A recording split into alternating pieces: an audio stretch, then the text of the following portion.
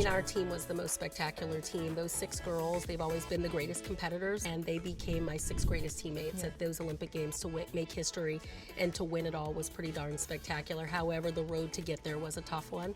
I've always been authentic. I've always been true to myself. The thing is, I've never tried to be someone that I'm not. I can only be myself. And so while I did feel the pressure of being a role model, I embraced it because I knew I could make a positive difference in someone else's life. However, I am human. People are going to either embrace who you are or not, and I'm just going to be true to who I am. And you know, it's interesting. I will travel now for speaking engagements. I've been doing it for 28 years, and many times they show some of my Olympic footage and things of that nature. And I look at the seriousness in my face, and I was so intense. Well, I mean, it was obviously serious business. And I just wonder, like, goodness, that 19-year-old and my teammates, some of them a little bit younger. I mean, I was 15 at my first Olympic Games. The capacity to be able to zone out your surroundings and focus on and hone in on the job at hand, I think is a pretty spectacular thing. And so I kind of marvel today as a grown adult at what I was able to do, because I'm like, if I had to do that today, I think I would crash and burn. However, if you look at my career, I crashed and burned quite a bit. So I had a couple of moments where I choked, or, you know, at the Olympic Games in '96, I fell. And it was a very tough pill to swallow to know that I did fail. Like, I didn't accomplish my fullest potential, which is what I was striving to do.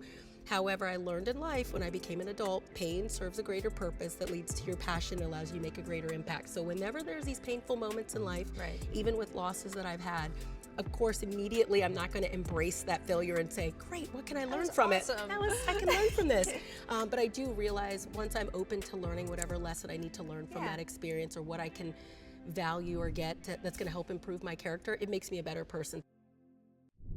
While I was standing on top of the podium with, again, 6 of the most amazing girls that I had ever competed with or against my whole career, with my hand over my heart and singing the national anthem, there was not utter joy and fulfillment. It was an accomplishment.